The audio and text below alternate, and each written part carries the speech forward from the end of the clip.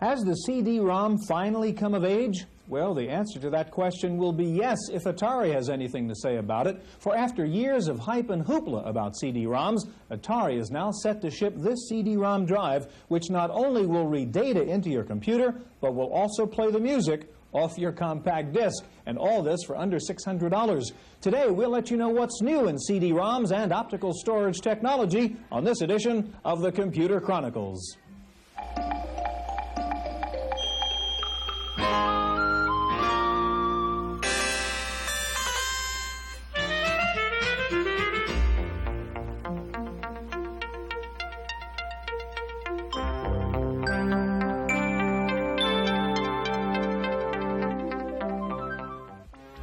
The Computer Chronicles is made possible in part by CompuServe, featuring an online reference library, Wall Street reports, at-home shopping, airline reservations, games, and hundreds of other services.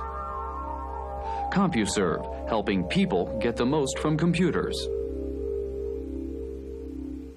Additional funding is provided by McGraw-Hill, publishers of Byte. Byte's detailed technical articles on new hardware, software, and languages cover developments in computer technology worldwide.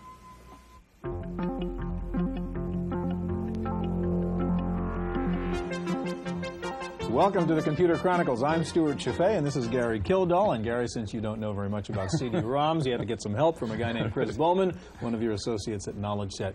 Gary, I know you are very excited, in fact, know quite a bit about CD-ROM technology. Why do you get so excited about this one? Well, I think, Stuart, the thing that's really interesting is it's a brand new medium for publishing, basically what you get. It's based upon exactly the same technology as CD audio, and you have an advantage that it's read-only. And that's, sometimes people say that's a disadvantage, but since it's a read-only device, it makes a very, very good publishing medium. You can replace microfilm, for example. And it's very high capacity. This particular disc is one that we did for, in a project for the Boeing 757. So it's an entire set of maintenance manuals for the 757. That's 12,000 pages, 4,000 drawings. I think it's 140 pounds of paper, something like that. And the advantage is you have it all in one disc rather than a whole bookshelf full of things or the 5 rolls of microfilm. And you can access it very quickly. And we got somebody here that's going to show us how to do it. Okay, if you'll close the drawer, we'll take off. The first thing the user sees is a bookshelf indicating which databases are on the disk. We click on the Load Manual indicator, and it will come up to the first screen, which tells us which manual we got. And now the first screen we actually will be able to use is the table of contents of the database. And this is the table of contents for the Boeing 757 manual. As Gary said, we can scroll down there and look for the section we're looking for. We pick out a section. Let's take the wing section. And each of those identifiers is linked through hypertext to the next level down. We are now in the table of contents for the wings chapter. We click on the first section that we want to go to, and we go to the next level, and now we are actually in the maintenance manual for the wing section. And we can scroll through that data. You'll notice that the figure references are highlighted, indicating that they are linked through hypertext to the figure itself. And if I move over to that figure and click on it, we will go to the drawing itself. And once that figure comes up, we can move around in the drawing. We can move that bar up so that we can look at a different section of the drawing, and we can point to a section and click, and we will zoom in for a tighter shot on that, and we can zoom in another level. Now we've set these levels arbitrarily. We could zoom in even more tightly if we wanted to. Now if we hit the F2 key, we will split the screen between text and graphics horizontally, and if we hit it again, we will split it vertically so that we could then go in and we can click and scroll up and down while we're looking at the text and the graphics. I could zoom in and out on the graphics too. Let's go back to that then, Gary. The other ways to access data are through a full text search, and if we were looking for a specific word or a combination of words, we could input that word or those words, and it would search the entire database for those words. The last thing I want to show you is a way to actually, if you know exactly where you're going in the database, you just put in the chapter, section, and paragraph, and it will take you immediately to the database, to the section. Yeah, so the real advantage here is that you have all this stuff on one disk instead of having on rolls and rolls of microfilm, so it's really easy to access. But what's happening now is that the aerospace industry, airplanes in particular, are very, very complex, and in order to even maintain them nowadays, you have to have that stuff in electronic form. just too hard to do otherwise. Okay, Gary, today we're going to take a look not only at CD-ROM technology, but the whole range of optical storage technology. We begin with a visit to San Francisco General Hospital, where they're using CD-ROMs in their poison control center. In a small room at San Francisco General Hospital, the Poison Information Center has found a new way to deal with its daily flood of frantic phone calls. The center staff now uses a poison information database on compact disc called PoisonDex, and it has made a big difference in the daily routine. The big advantage to us, and the reason that we went to it, was efficiency.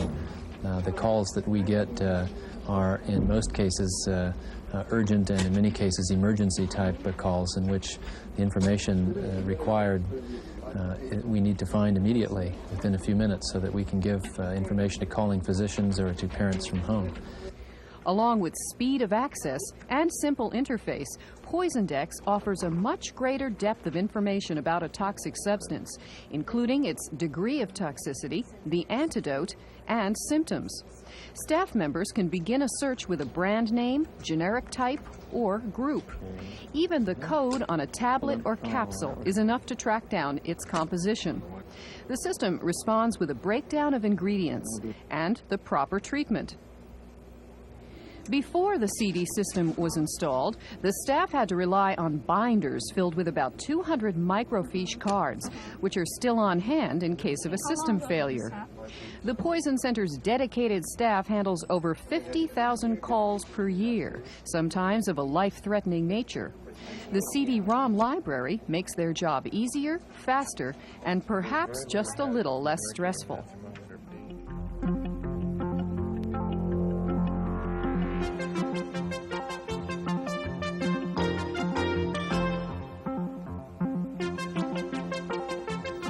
Joining us in the studio now is Bruce Phillips of Microsoft. They're the makers of Bookshelf. And next to Bruce is Steve Michael, West Coast editor for the magazine CD-ROM Review. And joining us now for the rest of the show in Gary's place is George Morrow. Steve, CD-ROM Review is about the first publication to address the interaction of PCs and the CD-ROMs. How old is it, and who do you focus on for your readers? The first of the regular issues started coming out last March, and we're bi-monthly. We're going to go monthly early this year. We're focusing on people that are publishing data on CD-ROM, developing products to use with it. Also, the interested public, too. Not too many end users yet, though. Not yet. Steve, we've heard so much about CD-ROM for a couple of years now, and it seems like a market waiting to happen. Is it about to happen now with things like Bookshelf? Little by little, it's going to happen. We're right on the verge of it happening, I think. What else does it have to take for it to really happen now? We need a couple more good horizontal products out there, like Bookshelf. Like what? What other kinds of software products would do it? Some more encyclopedias, maybe a little bit better encyclopedias. Some more applications that demonstrate the interactive capabilities of the CD-ROM. Some maybe a little more aggressive pricing? A little bit more aggressive pricing wouldn't hurt. Okay, Bookshelf is the first really major horizontal application, Bruce, and show us a little bit about what your setup is here and how Bookshelf works. Okay, well, Bookshelf works with a CD-ROM drive. Here we have an Amdec laser drive, and it works with any IBM type computer, compatible computer. And essentially it just requires one CD disc. It's just the same as an audio disc, and it fits in the player, and the player really is pretty much like an audio player. This one actually will play audio disc as well. And the way Bookshelf works is it works with your word processor. It can work in standalone mode, too, for those people who want to use it for pure research. And in this particular example, what we have is a letter in a word processor. Bookshelf operates as a memory-resident utility that has access to the 10 reference works that are on that disk. The reference works are briefly our thesaurus, a dictionary, spelling checker, a usage alert, Chicago Manual of Style, almanac, Bartlett's quotations, business information sources, U.S. zip code directory, and a package of forms and letters. A good example of how Bookshelf works is in this particular letter, we didn't have a zip code for this particular address. Now, the zip code normally comes in a 2-volume set, and it's kind of laborious to work through. With Bookshelf, you call it up in 2 keystrokes. Another keystroke or use of the mouse will pull it right off the letter, so you don't have to type anything in. It takes about 3 seconds to find the zip code. One more keystroke, it's in your letter, you're out of Bookshelf, you're back focused on what you originally wanted to do, and that's the key. You don't have to spend a lot of time or wandering around picking up books off your shelf to use Bookshelf. It keeps you focused on what was really the most important thing for you to be doing right now, this document. Okay, show us another example of a book you might refer to, Bruce. Okay, well, let's use the dictionary. Now, the difference between bookshelf and what you normally can get with some word processors is this is the full text dictionary. This is the American Heritage Dictionary. It's the text that you could buy in a large volume. So it's not just a spelling checker. That's right. And That's you, right. You really missed that with an online. Right. We didn't abbreviate. There's nothing abbreviated in the definitions. In this particular case, here's a word that I know you both use on the show a lot, occultation. I certainly use it all the time. You might want to check to see if you're really using it correctly. You may not even really know what it means. Again, call bookshelf up very quickly, call a search, and it takes a few seconds, and it gets us right to the full text definition. And as pointed out before, the document's your focus. So we haven't lost that. We can go back and forth between it to double check. I could paste this into your document, and it would reformat it. Now, the colors here are supposed to be something with different kind of print in the dictionary? Right. In the dictionary itself, you'd see italics and boldface and things. And the colors here take that place? These colors take that place because bookshelf is a character-based application. That's a good idea. And so we couldn't do italics and boldface on a monochrome system, for instance. If we had based it for this EGA-type system, we could have done that. And you're out of it. And right back in your document. And you're back in your document. It's that simple. Yeah. It's the biggest product Microsoft sells in terms of data, 200 megabytes of data, but it's also the lightest. No floppy disk. Yeah. It's just everything is on that one disk that you see here. Bruce, Steve, thank you very much. In just a minute, we're going to take a look at a CD-ROM dictionary complete with pictures and sounds. So stay with us.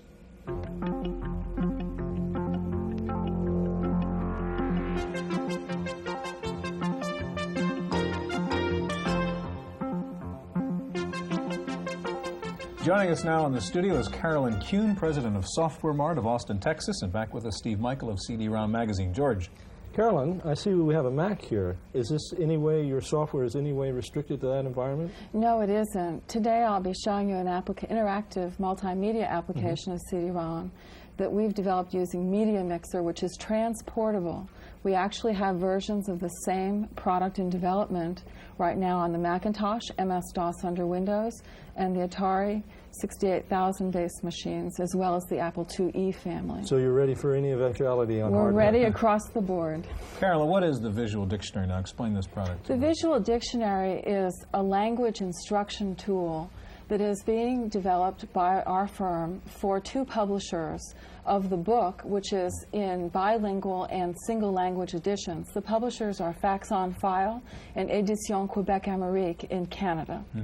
And they've worked together to create book praise products that now we are developing a value-enhanced CD-ROM version. We've added audio pronunciation to all of the content, images, and text in the print editions. Could you show us how the visual? Yes, I'd be happy to. At the main menu screen, a user can pick different capabilities to access and search the database. As you can see, we're under all themes, so we'll search the entire database. The text language or native language we've selected is English, and the translate language is French, and we'll actually see both languages. We'll see English and French for all terms. I've also selected that we'll see terms on the screen, and they'll also be spoken with real digitized voice, not computer synthesized speech. The usual way to start is to, in fact, search by picture. This opens a picture list that a user can then scroll down and access a picture either by opening using the Open button, or you could also print out pictures from this screen. By accessing Open, we actually are pulling this picture off of the CD-ROM drive, where it's stored on the CD-ROM disk with audio term pronunciation. Spores. To access terms, we simply point the mouse towards the term, and it will pull up the pronunciation in the languages we've selected. Carolyn, could something like hypertext be used in conjunction with this so teachers could develop supplementary material in language classes? We have built in a feature in this application, which is actually under Place, called Mark Place, which enables teachers to create their own custom tours of material on the disk, both audio and images and So you text. don't need hypertext, you have it built in? We have levels of hypertext, yes, built in. We've also created a drill and practice module, which enables us to, in fact, go ahead and link any pictures from the database and audio terms to their own computer game-like drill and practice sessions. Steve, what do you think of this product? What I like about this product is the way it combines the graphics and the text and the sound, illustrating all the potential of CD-ROM. If you've got a lot of room on a disk, you can put a lot of different types of information on it. It looks like a very interesting vertical application in the schools. Mm-hmm. What is the market for this product? The publishers are aiming this product at teaching foreign language and English as a second language in schools, university level as well as secondary schools. We think it may also have quite a demand in the consumer market and for certain multinational applications. Where custom dictionaries of terminology might be of interest in vertical market. But you don't see it replacing the language teacher, you see it making her more productive. No, we see this as supplementary material that gives them a large database of quality assured pronunciation and voice inflection rather than simply audio cassettes or relying on a local teacher. So it saves her voice a lot, yet it gives the right information. Absolutely. Steve, from a consumer's point of view now, should somebody go out and buy a CD-ROM drive now? Does it make sense? When there's something like this and a couple of applications like this around, I would say it'd be really exciting to have for your kids at home to play with or something. Well, certainly for organizations that have to do language training that are multinational, why this makes a lot of sense. What's the price point, real quickly, on this? The final pricing has not been determined. We expect it, however, to be sold in language pairs. The production version will have Spanish, French, and English, with over 5,000 terms in each language on the disc and illustrations. We expect it to be under $1,000 for all 3 languages. Great. Carol and Steve, thank you very much. CD-ROM technology is, of course, only one approach to optical storage technology. Many others, one of them, CDI, Compact Disc Interactive, has lots of developers excited, and Wendy Woods has a report on one such development. You're in electronic arts, and your mission is to find information on the sudden kidnapping of the CDI team. You wander through the empty elevators and corridors looking for clues. This game is a simulation of what CDI, or Compact Disc Interactive, is supposed to do. Using a trackball as a pointing device, you move among real video images, not just computer animation, and hear real stereo digital sound. Since the beginning of electronic arts, we've been looking forward to the time when we can deliver interactive experiences that combine very high-quality audiovisual media. So, for example, the television quality graphics, digital audio, the quality of compact discs, along with high-performance interactive computing systems. You add all that up, and that adds up to quite an exciting experience for the consumer. And we feel that CDI is the first piece of hardware to combine all those attributes into a single player. The CDI player won't look anything like the hardware used in this simulation. It'll be a small box that'll hook up to your TV set. While this technology is still in its infancy, CDI players are expected to become major consumer products by late 1989, with manufacturers projecting sales in the tens of millions of units. And Electronic Arts is planning to become the leading provider of games and other software for this new medium. In San Mateo, California, for the Computer Chronicles, I'm Wendy Woods.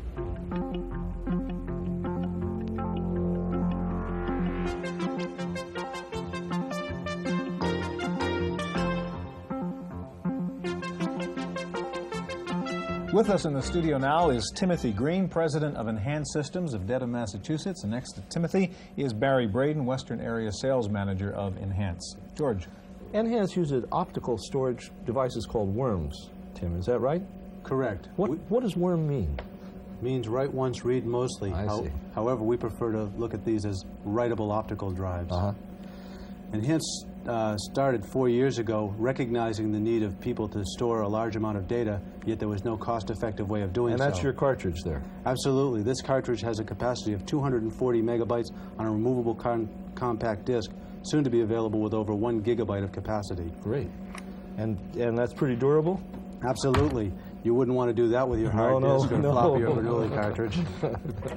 I'll just slide it into the optical drive there, and that will effectively become your drive D. I have a quick program here that's going to show us a directory on the optical drive. As soon as it initiates the cartridge, we will go through this directory. You'll see that we have files and subdirectories just as we would on any other hard disk. So it's to the user just like another hard drive here. Except, Absolutely. Stuart, it looks like it breaks the 32 megabyte barrier. Is that true? Correct. You can selectively set the partition size as the application you use needs. And you people take care of that. I don't have to worry about it. Absolutely. Great. What I've shown here is the check disk to show the 120 megabytes capacity per side of the cartridge. What I'm going to do now is copy some files from the hard disk to the optical disk to demonstrate the speed of the copy routine. And as you see, it uses a standard DOS copy command. When it's doing that, Tim, it is using up space on the disk. Correct. And I can't use that space anymore once I've done that. No, you can't. Barry, before Tim continues here, who are the people who are using these kinds of things? Now, who needs this kind of massive storage capacity? Well, many of our customers are collecting large amounts of data, handling data acquisition. They take data from the bottom of the sea, and they use the rugged optical disk instead of magnetic disks out in the salt water, because the optical disk is something that will be around for a long time. Other ways is storing large amounts of text. Lawyers use it for litigation support, to put their depositions and their pleadings all on the optical disk, and they have a fast, efficient way, instead of thumbing through all that paper, to get to that information. Typically, what kind of input devices do they use to get all that text onto the optical disk? Well, some people use a video camera, like we're showing on an image here. Some people use desktop scanners, which are becoming fairly popular. So bitmap scanning, generally? Yes. And the disk with its space makes that quite easy to do, doesn't it? Yes, because bitmap graphics take up a lot of space, Tim, as we all know. what's the application you have here? We're looking at an employee ID system. However, this could very easily be a signature verification system or anything else which combines images with database. Each image here is taking up about 120K of memory, and as you can see with this type of application, you're going to quickly use up a lot of capacity. Now, if I were going to put one of these on my own system, let's say something like a compact or one of the other machines, how much would it cost me currently to do that? Currently, the price is $1,599 for an internal system, as you see here. What about erasable drives? I mean, how important is that? What more market would that open up now? I mean, that seems to be the next layer of technology here, not only to be able to write, but to erase. Is that important to you? Well, I think we've been all been waiting for erasable technology to arrive for quite some time. I think that a writable optical disc addresses a specific market niche where the need to retain information is critical for either a professional or a legal reason, whereas erasable optical will tend to be more competitive with magnetic disk drives. Yeah, I think a lot of people have thought of the write-once optical as being a transition product, but the longer we wait for the read-write optical, the more permanent this type of device appears to be. Absolutely. We will shortly be introducing this drive on the Sun Microsystem computer and the Apple Mac, and later this year you'll start seeing jute boxes that will handle 5 1/4-inch disk cartridges. Jute boxes, that is where you have a piece of mechanism? You have a stackable mechanism, the ability to store basically over 100 gigabytes of information, which is readily accessible by mini or microcomputer. Typically, on one of those jute boxes, how long would it take to change a cartridge? Generally about 5 to 7 seconds. Not bad. Tim, Barry, thank you very much. It's pretty impressive. That's our look at optical storage technology. Hope we'll see you again next week here on the Computer Chronicles.